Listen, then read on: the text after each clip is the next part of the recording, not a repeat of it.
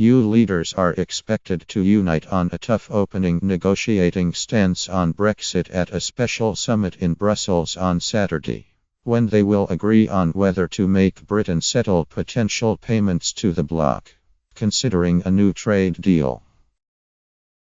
The heads of the remaining 27 countries will demand Britain resolves the key divorce issues of citizens' rights, the divorce bill, and the border on the island of Ireland before any talks on a future trade deal between the UK and the EU can begin.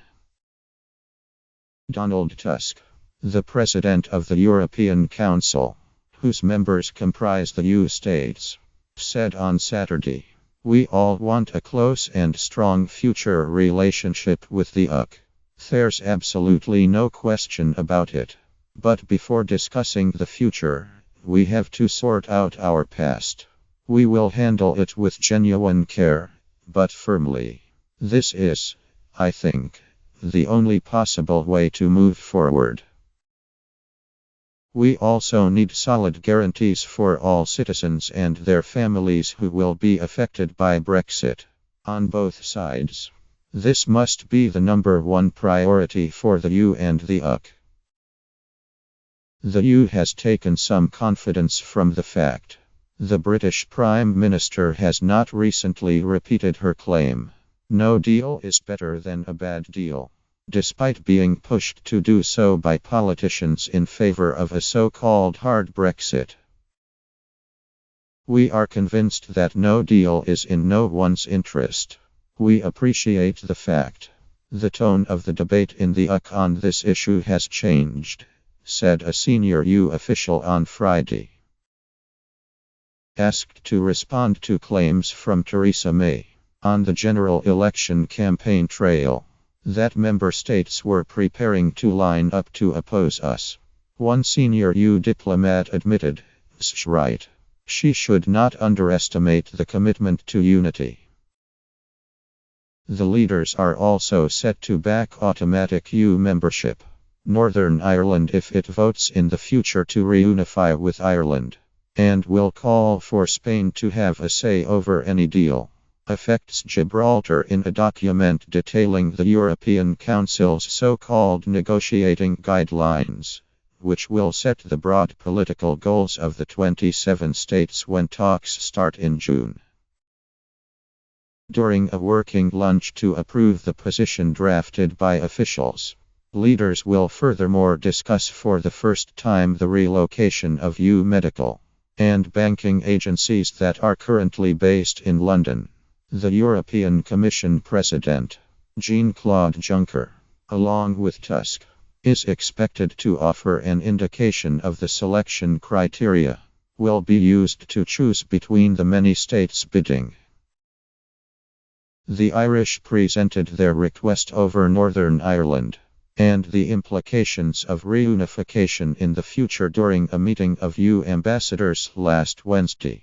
It is understood there was no discussion because there was no need for a discussion, a news source said. There is total agreement. The first of the key issues the EU guidelines say Britain must resolve, however, is the fate of 3 million EU citizens living in Britain and 1 million Britons on the continent, and what happens to their rights to work and claim benefits abroad. Leaks suggest the leaders believe any EU national who moves to the UK, the withdrawal date should have all the rights they would have expected in the past, including of being able to enjoy permanent residency status once they have lived in the UK for 5 years, no matter when that period of residence begins. The EU27 will also call for action to avoid a hard border between the Republic of Ireland and Northern Ireland, amid fears that Brexit could undermine the peace process. The most contentious issue of all is likely, however, to be Britain's exit bill, estimated at around £50 for covering financial commitments made by the bloc while Britain was a member.